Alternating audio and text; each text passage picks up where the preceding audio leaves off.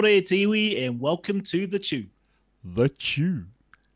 where we get to chew the fat off random kaupapa. Anei ahau ko Taika, māua ko Kori. Kia ora. Streaming at you through the World Wide Web.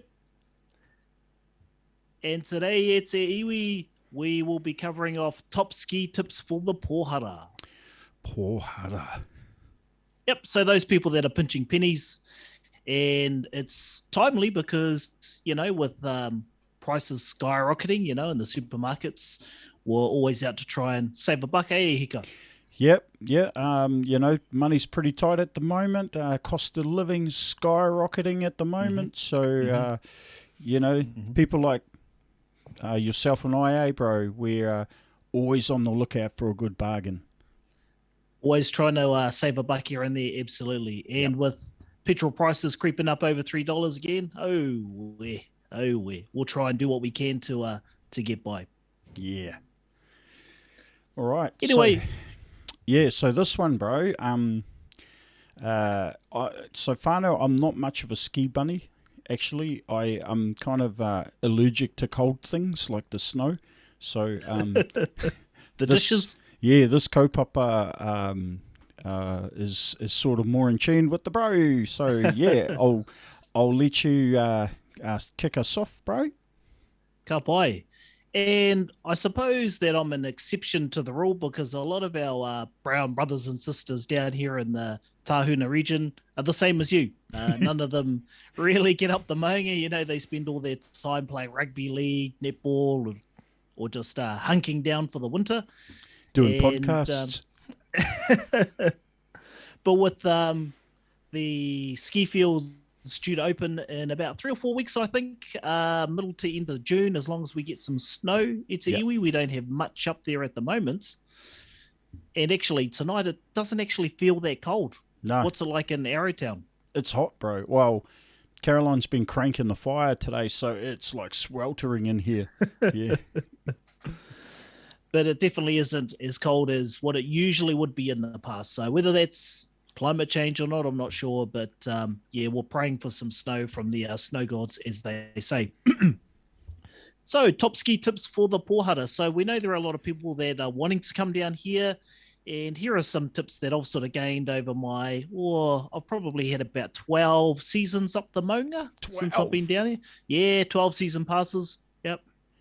And you kind of, you go up religiously, obviously, knowing you, bro, if you've gone and forked out for a season pass, you're getting your money's worth, right?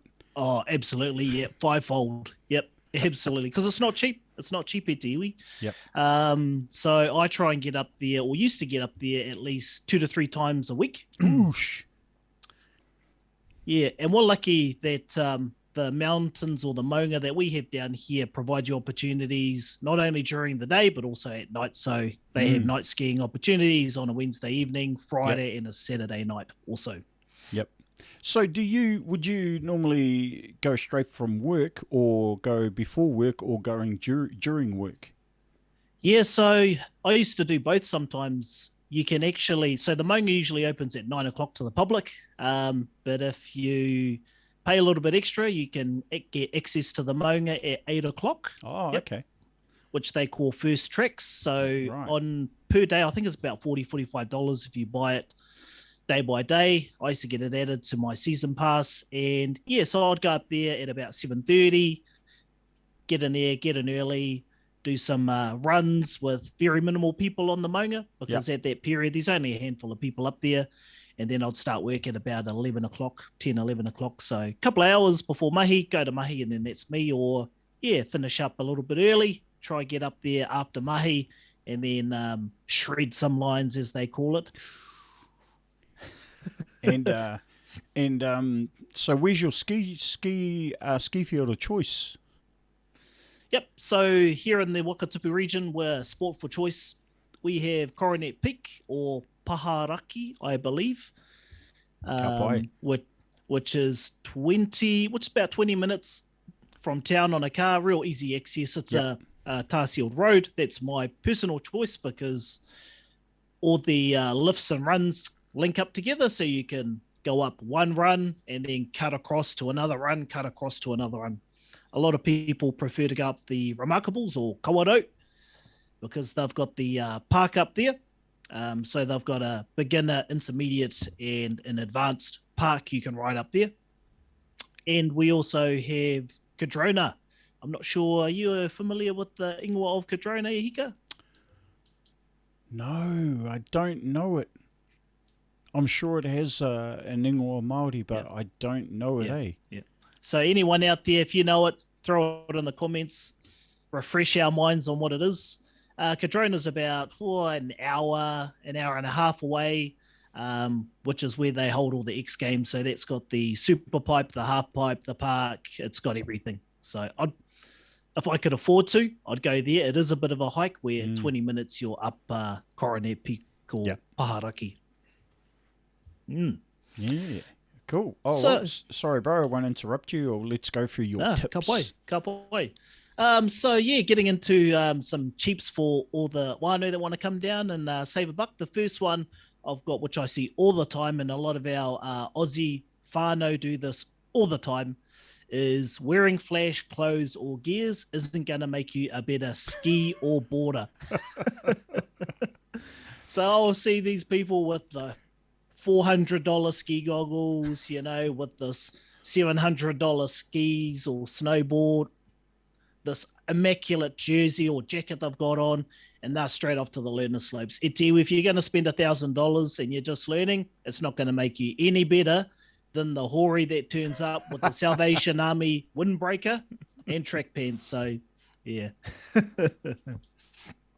So, you don't need to go out, hire any flash gear. If you've got jeans, if you've got track pants, if you've got those yellow waterproof pants and the yellow waterproof jacket you get from the Warewhare, rock that. Whatever you're comfortable in.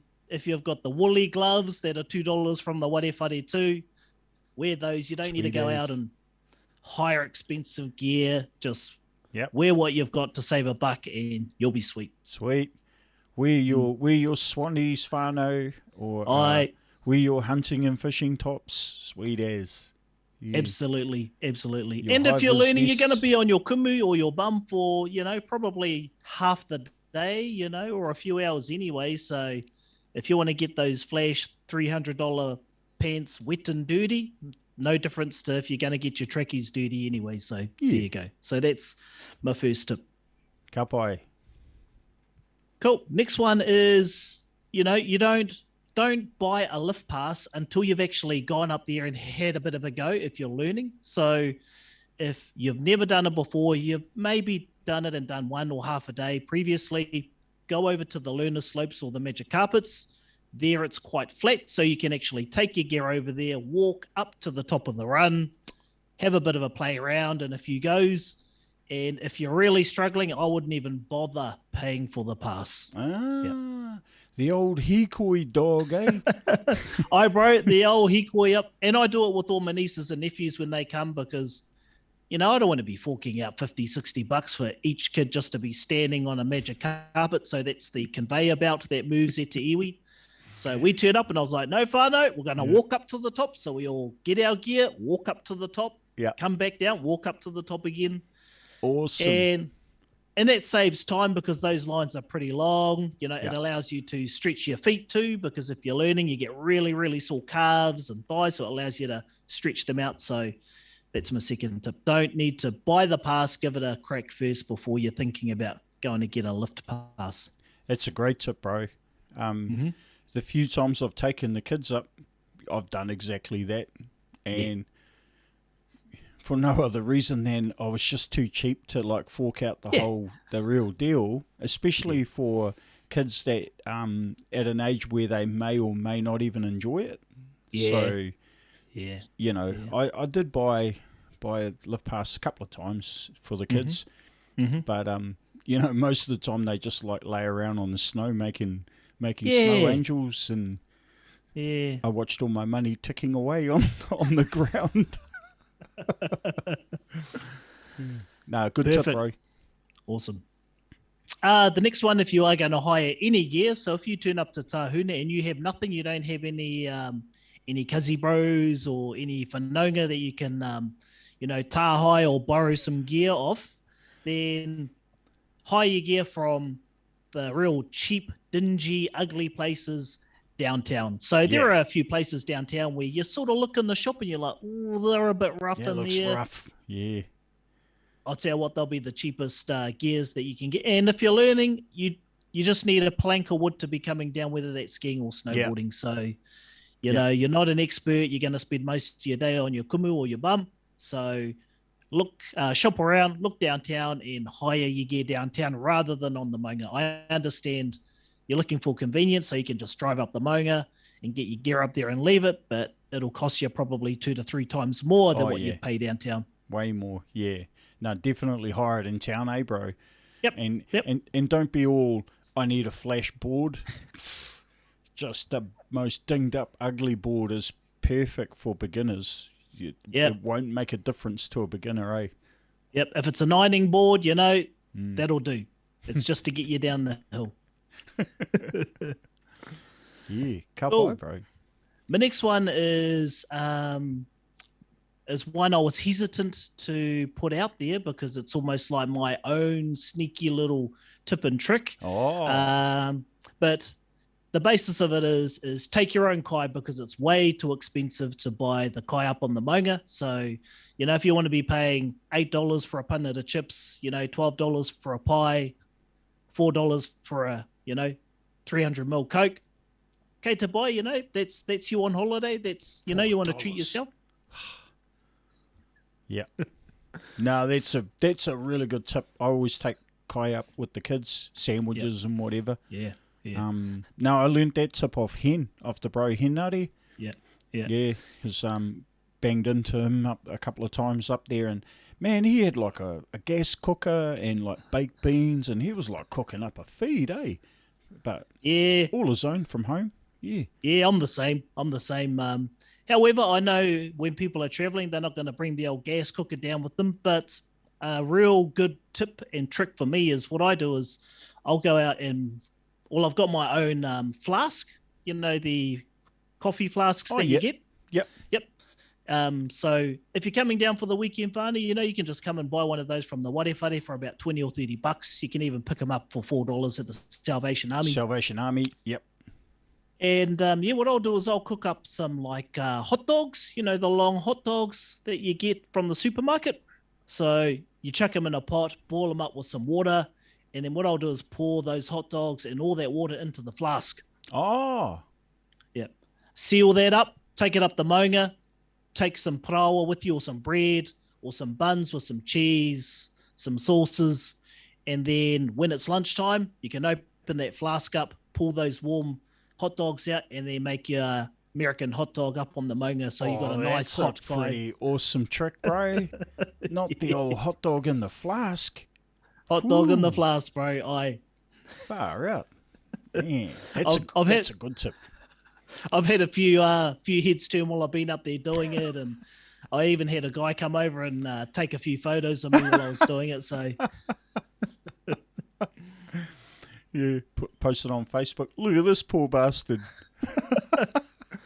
And to take it even further, I'll sometimes save that warm sausage juice or that hot water in that flask, and I'll have the old cup of noodles, pour that hot juice into the old cup of noodles, so then I've got my hot dog and my hot noodles. Nice. Yeah, you got to have something hot, bro, when you're having a kai up on the on the maunga. It's a bit easier to it's nicer to get something warm in your belly, eh?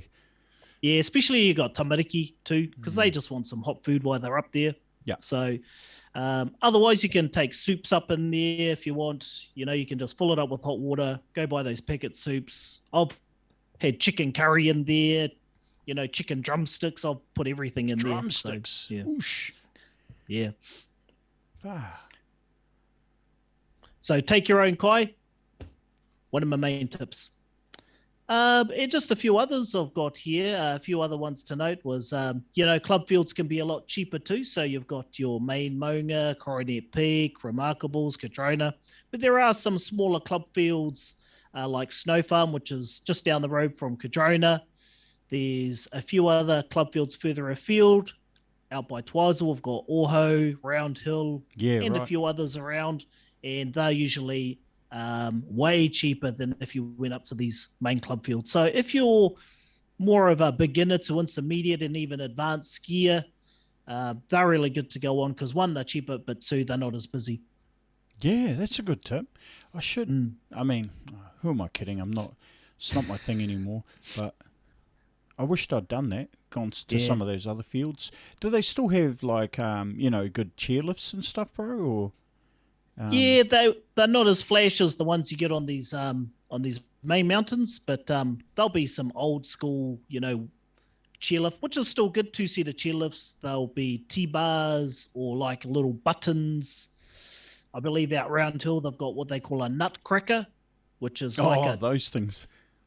Tow rope that you have to have this belt thing you swing around and it pulls you up. So if you're not an intermediate level iwi, then don't go on the nutcracker because you'll just end up getting pulled up on your back. Those are funny, bro.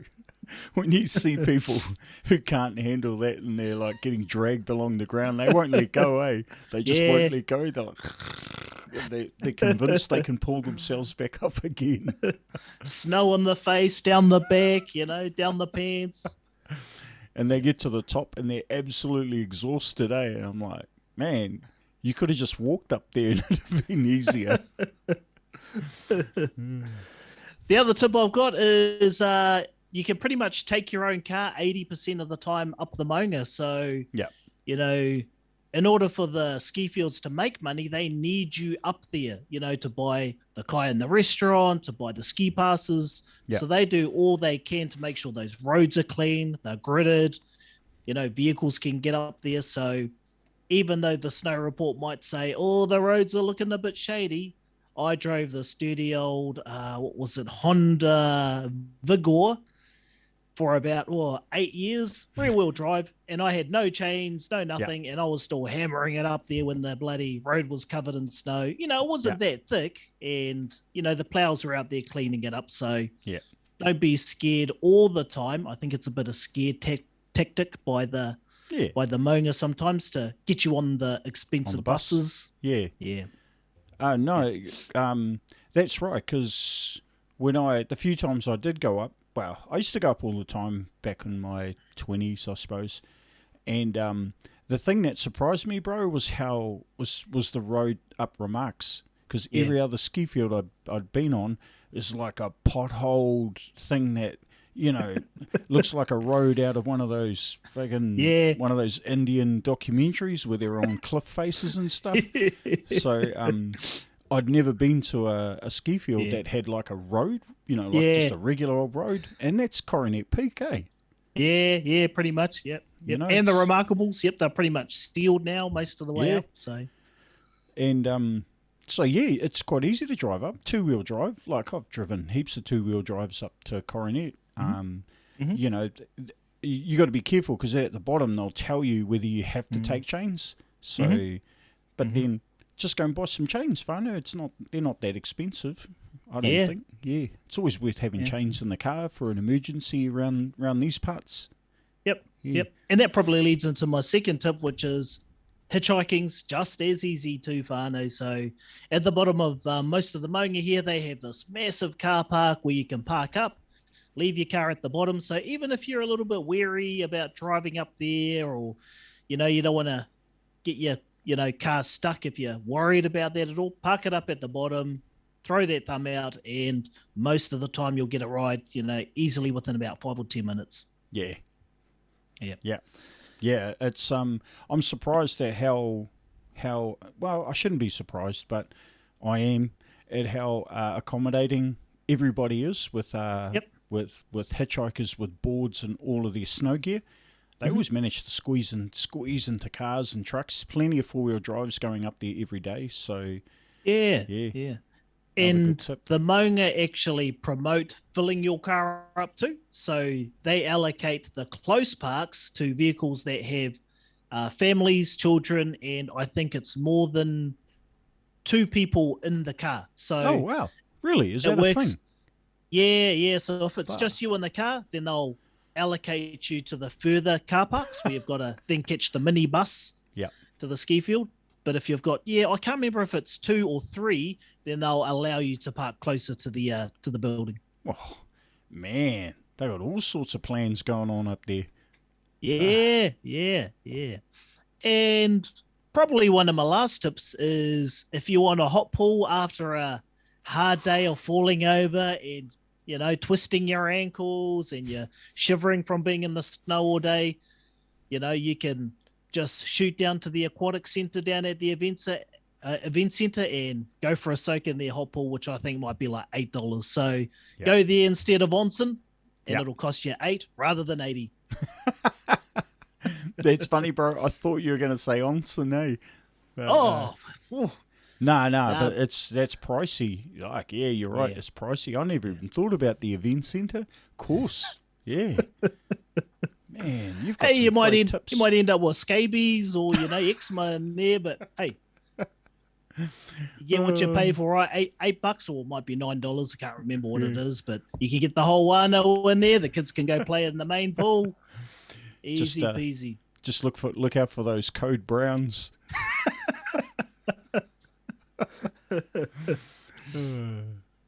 So on the way back to your accommodation, fly by the event center, pop in there, have a soak, or if you really want to treat yourself, then you can obviously head down to onsen or save you more money and just go hit the bath at home. Yeah, just go and have a bath. Yeah. Yeah, that's the reason I don't go skiing, because we don't have a bath. Yeah, that's it. Yeah. Yeah, but they're pretty much all my key tips for anyone wanting to come down and give it a bit of a thrash. I've got a fair bit of spare gear, and kia ora Henare, he's actually got a pair of skis for me to try out this year, because I've got these. They're like 2 planks of wood that I've been trying to learn on these last couple of seasons. So I've snowboarded the whole time I've been down here, but I'm currently trying to change over and learn how to ski. So you crossed to the dark side, bro. Well, I've come from the dark side, they say. Yeah, snowboarding's the dark side. So yeah. I guess if I had a tip, because I don't really do much skiing, like I said, and so what I have done in the past, and it's not for me actually, it's more for the kids. I always go to the Salvation Army and hunt out some cheap gear. There's you can pick up some pretty good specials if you don't know anyone in town. If you're new to town, you don't know anybody else. Some of the other shops look a bit expensive. You can always go to the Salvation Army on Gorge Road. Yep. And massive selection, man. That store is huge. And it's not just ski gear, it's also clothing as well. And furniture. Looking for a bed, whānau, go to the Salvation Army. Looking for a set of drawers, go to the Salvation Army. They got everything, eh? And it's quite a flash, Salvation Army, actually. I've scored some really, really nice gear there, to be honest. Yeah. Well, it is Queenstown, eh, bro? So, you know, we're in that place that the things that people call rubbish in this neck of the wood, some of it's pretty damn fancy, eh? Yeah, well, I remember I used to go to the Racers Day or in Queenstown at some of the local pubs. They would have big events for like the Melbourne Cup or Racers Days. And they had a best dress event on at one of the pubs, the Whakatipu Tavern. And I didn't have a suit at the time, so I went down to the Salvation Army, got me a suit. I think it was like $50 for a full three-piece suit. Yep, pinstripe. Ooh, pinstripe.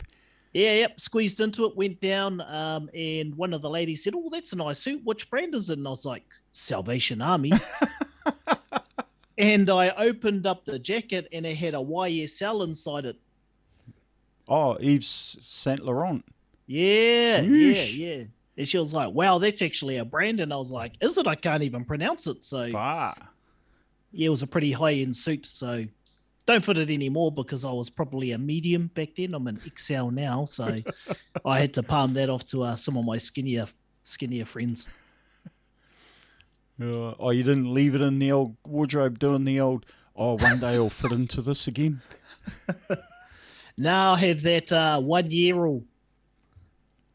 Good rule. Yeah. If I haven't put it on in a year, then it's Get it out. Get it out of there. Yeah, out of there. Out of there. Yeah, well, we still need to learn that lesson in this household.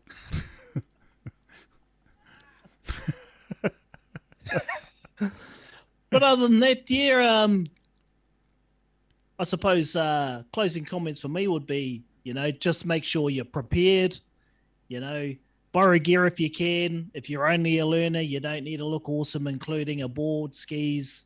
The other one I'll probably say to note too is, if you're only going to do a day or half a day, then I'd promote you go skiing first, because at least on skis you can stand up and start moving around, and you can have a little bit of fun where, if you're going to take up boarding and you're only spending half a day or a day, you'll pretty much spend that whole day on your backside. So, regardless of whether you've been a skateboarder or a surfer. Or a surfer, it's not the same thing, man. Yeah, you need a couple of days to definitely get on your feet. And once you've got it, then you're away, you're sweet. But it definitely takes at least a couple of days where with skiing, you can somewhat stand up and, either shoot down really fast or just try and maneuver around the hill. Just go around wedging it everywhere. But at least you feel like you're skiing within a shorter, you're moving within a shorter period. But take your kai, take your own flask, go buy one, hit the Salvation Army, and get up there and enjoy yourself. And you'll probably see one of only two brown faces that usually roll around up that maunga. Yeah. Oh, and Henare, sorry. Yep. And Taika and Henare. That's three. That's three of us. Yeah. Me, Henare, and Hamuera. And probably for the first, few years, it was just me and Henare, Didn't see too many other brown brothers up there, but, they were, like you, Corey, staying warm inside the whare. Yeah. Yeah. But other than that, that's all the tips I've got. So, you got any closing statements here, Hika?